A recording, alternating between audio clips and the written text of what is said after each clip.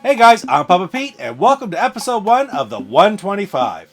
The 125 is a review show dedicated to the 125 games that were released for the Intellivision between 1979 and 1989. I'm really looking forward to looking at all the different games for the system, some of which I know very, very well, and some which I'm really going to be diving into for the first time. Anyway, I can't wait to get started, so let's get going with episode number 1, Beauty and the Beast.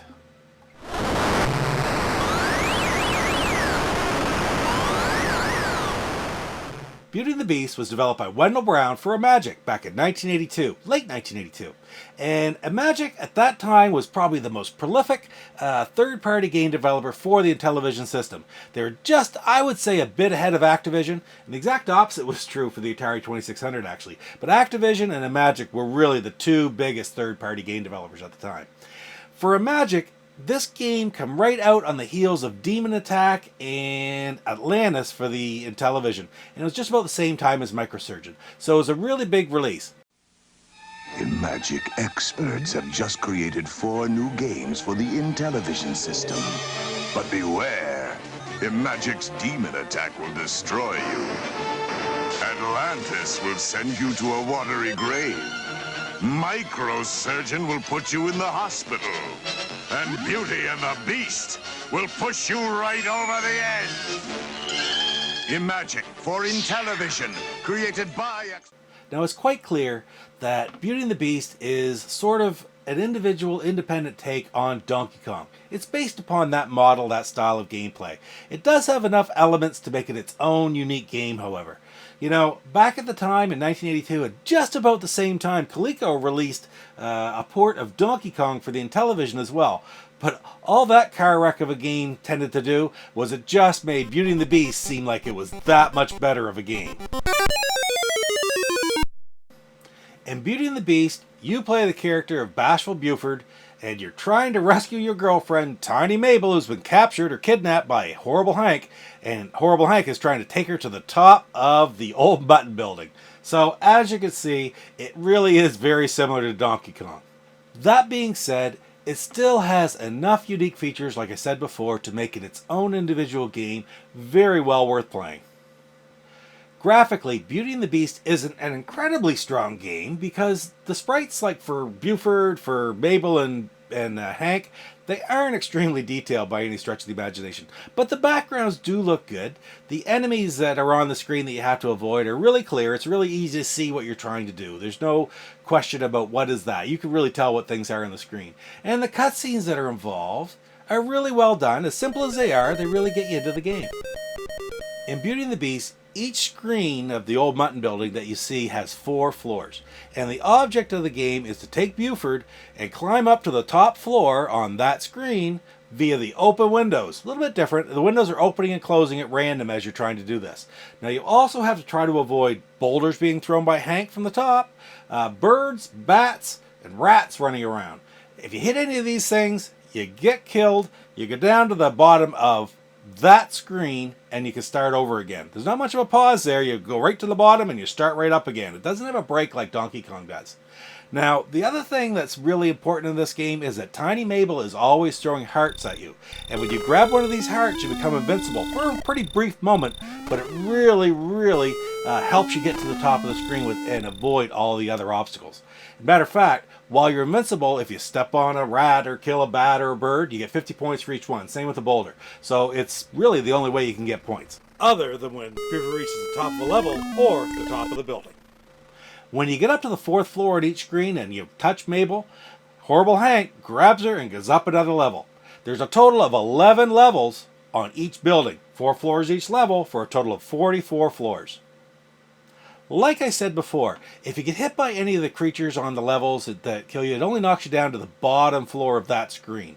However, there's one other way you can die, and that's by sliding off the edge of the building.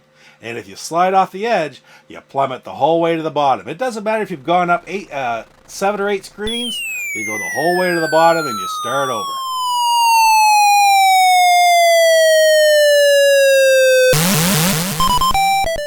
Now you'll notice that the top level, the 11th level, looks a little bit different. That's the top of the building. Hank is up there, and if you reach Mabel on that level, Hank plummets off the building, falls to the ground. You get to watch him from the cutscene, and the biplane flies by and carries Mabel and Buford off to safety.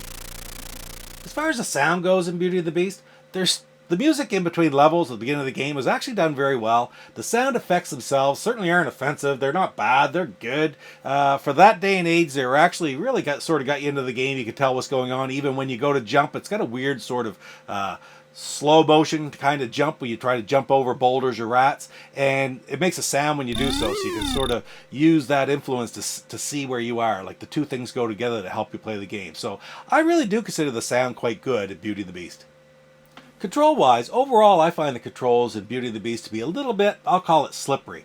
Now it's not slippery like ice, but it's a very fast-moving game. Like you can really move your Buford back and forth very quick. He goes up the windows quick, but it's very easy to walk by an open window when you're trying to go up, and it's even easy to slide off the side of the building.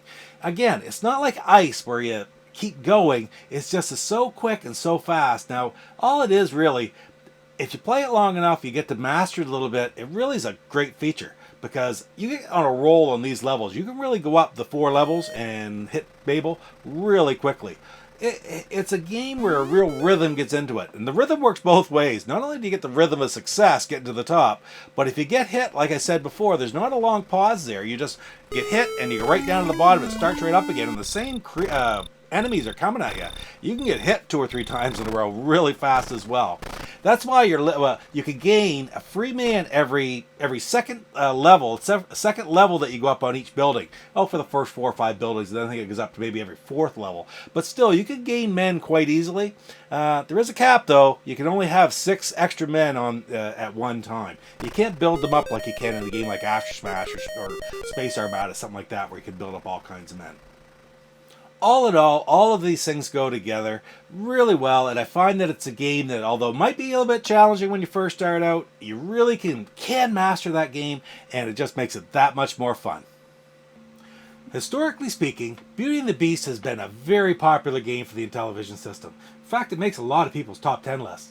Author Brett Weiss included it in his great book, The 100 Greatest Console Video Games from 1977 to 1987. As a matter of fact, he's gone on record saying it's his absolute favorite Intellivision game of all time. If you haven't checked out Brett's YouTube channel, Tales of Retro Gamer, I'm going to put the link in the description below, so you should check it out really. Also take a look at his webpage. He's got a lot of great books for all kinds of retro classics. SNES Omnibus, the 100 Greatest Console Video Games, just so many great books. Check them all right out on his webpage. Again, I'll put the link to it below.